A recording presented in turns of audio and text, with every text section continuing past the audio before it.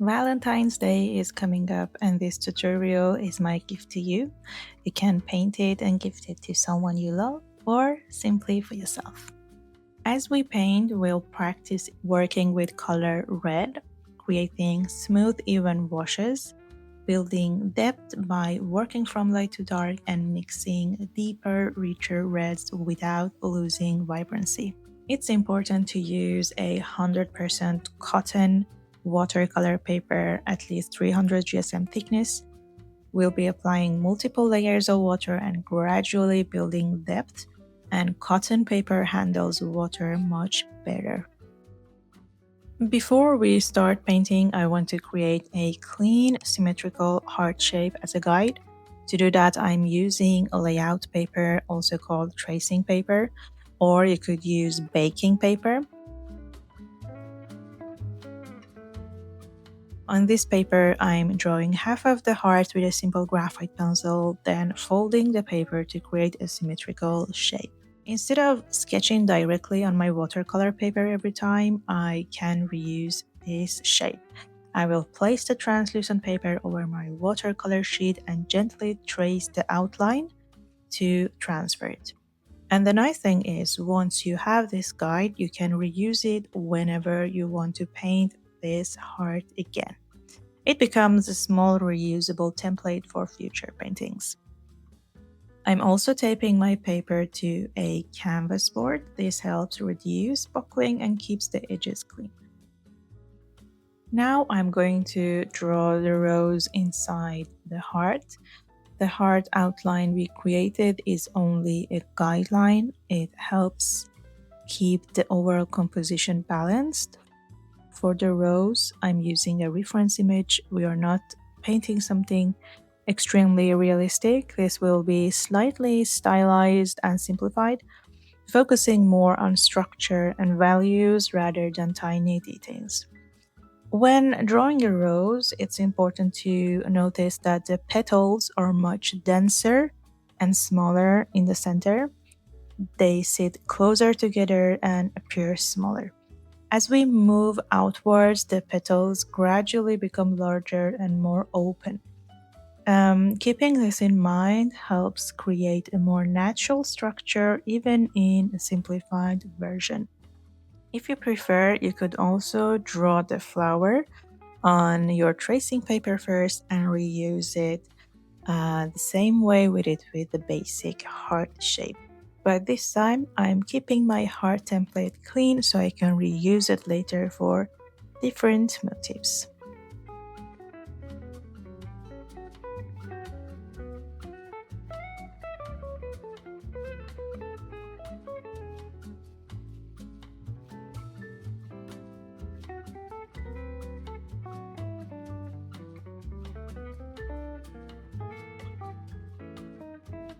Now it's time to paint. I'm using Alizarin Crimson because it has a naturally deep tone which allows me to move from very light washes to much darker values without changing the character of the color.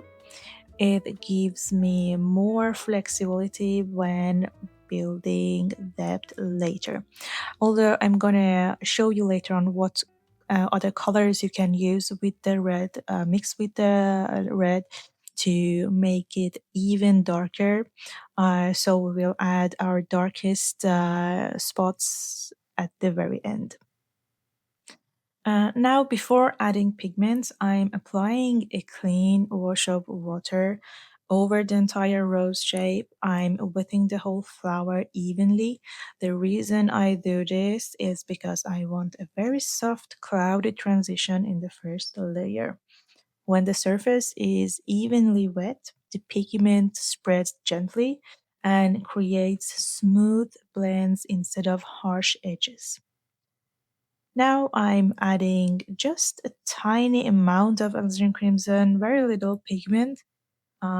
This layer should be very light. It helps me establish the base value of the flower and prevent too much white paper from showing through while still keeping everything soft. Now it's very important to let this layer dry completely before we start adding shadows. If the surface is still damp, the next layer will spread and we will lose definition between the petals. So be patient here. Now that the first layer is completely dry, we can start building our shadows. I'm working petal by petal. For smaller petals, especially the ones closer to the center, I load my brush with more pigments.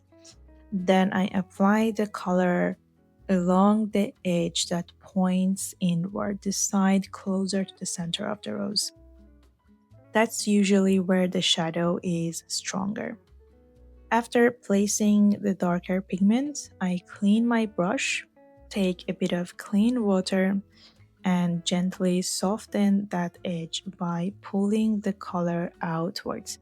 This creates that smooth transition from dark to light within the petal.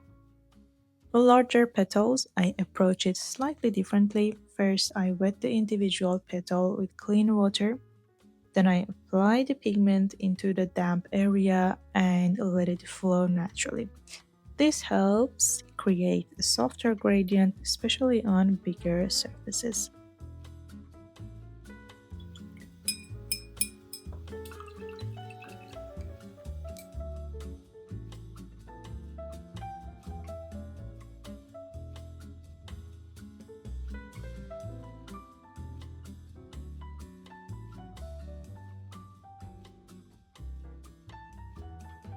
I move around the flower instead of painting neighboring petals one after another. This is super important. If two petals that sit close to each other are both wet, the paint will flow between them, and then it becomes difficult to achieve those clean edges and that defined transition from light to dark. So, paint one petal at a time, skip the one next to it, and return to it when the first one is dry. This patience is what keeps the structure clean while still allowing soft blending inside each petal.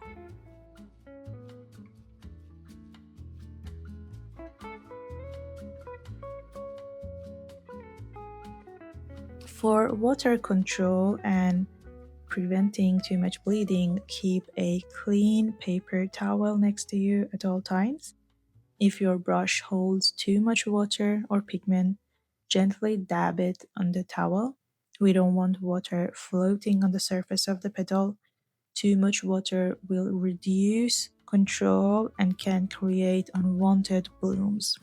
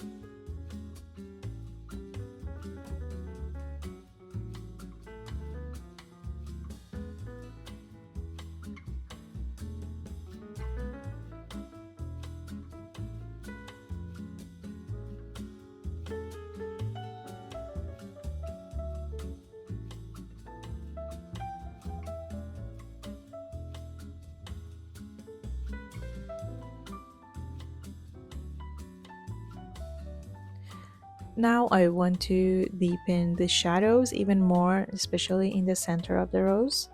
Alizarin Crimson on its own can only go so dark. At some point, no matter how much pigment you add, it won't give you that deep, rich shadow we are looking for. So, at some point, no matter how much pigment you add, it won't give you that deep, rich shadow we are looking for. So instead of forcing it darker, I mix it with another color. I recommend experimenting with Payne is Gray, Ultramarine Blue, Perylene Maroon, and Phthalo Green. Each of these will darken your red slightly differently. Start by adding just a very small amount into your Alizarin Crimson and adjust gradually until you reach the depth you want. Personally, I like Ultramarine Blue because it keeps the red quite vibrant, but my favorite for this painting is actually Perylene Maroon. It creates a deep, rich red without dulling it too much. What I don't recommend is adding black to darken your red. Black tends to make red look flat and muddy very quickly. Instead, mixing thoughtfully with another color allows you to deepen the value while still keeping the color alive.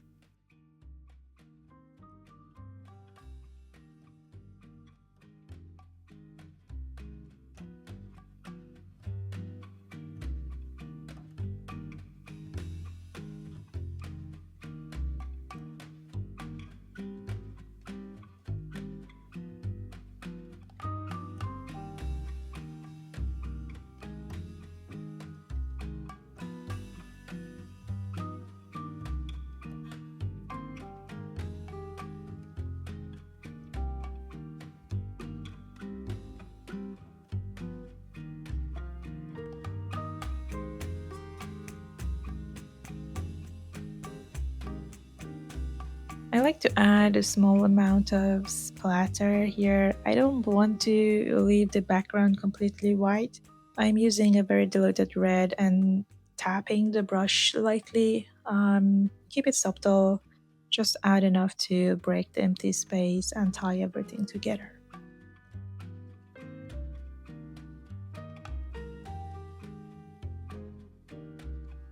If you enjoyed painting with me today, please like and subscribe for more videos like this.